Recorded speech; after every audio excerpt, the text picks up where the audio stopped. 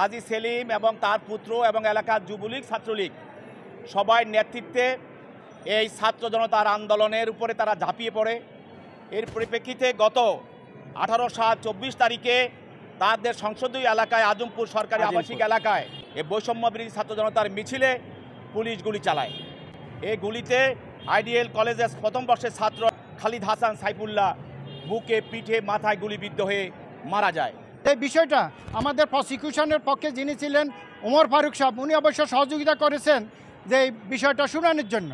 কিন্তু বিষয়টা হচ্ছে যে ঘটনার সাথে জড়িত একটা মার্ডার মামলার মধ্যে উনার সুনির্দিষ্ট কোনো অভিযোগ নাই।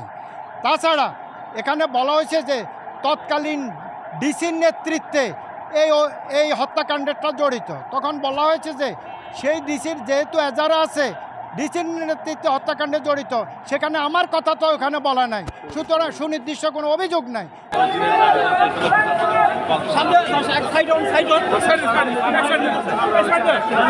এই হত্যা মামলায় এই হাজী সেলিম সহ অনেকের বিরুদ্ধেই মামলা করে। তার মধ্যে এই মামলায় এজাহার নামীয় আসামি হলো হাজী সেলিম, 25 নম্বর এজাহার নামী আসামি। এই মামলায় তদন্তকারী কর্মকর্তা এই তদন্তকালে এই আসামির বিরুদ্ধে এই মামলার সঙ্গে জড়িত থাকার সুনির্দিষ্ট অভিযোগ পায়। তবে এই সাইফুল্লাহ হত্যা হলো এবং এই পিছনে পরিকল্পনা, সহায়তা এবং ষড়যন্ত্রে কারা জড়িত এই বিষয়গুলি উদ্ঘাটন করার জন্য তাকে আরও জিজ্ঞাসাবাদ করা প্রয়োজন।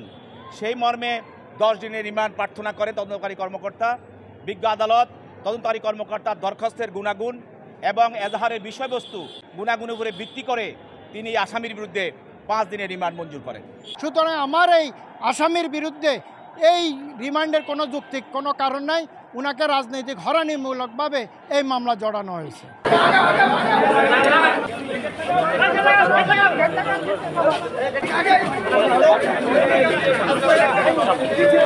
হাজী সেলিম লালবাগ এলাকায় 2 বার অবৈধভাবে পার্লামেন্টে ভোট চুরি করে নির্বাচিত হয়েছিল এবং সে ওই এলাকায় একটি সেলিমাবাদ কায়েম করেছিল।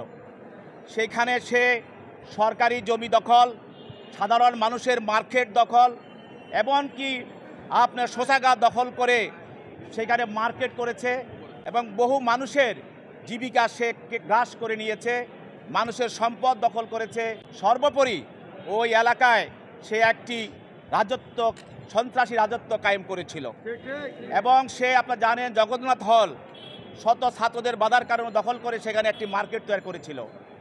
এক কথায় বলতে গেলে গত 15 বছর এই লালবাগ এলাকায় এবং অত্র এলাকায় তার সংসদীয় এলাকায় একটি সন্ত্রাসের দখলত্বের রাজত্ব কায়েম করেছিল। আজকে ওই এলাকার মানুষ নিঃশ্বাস ফেলছে এবং একটি সন্ত্রাসীর অবস্থা থেকে মানুষ রেহাই পাচ্ছে।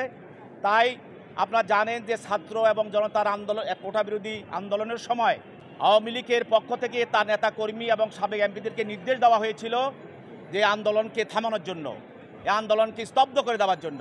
সেই হিসাবে আসামি পক্ষের আইনজীবী বলছেন যে মামলার ভিতরে বলা আছে সে গুলি করে নাই, পুলিশ গুলি করেছে।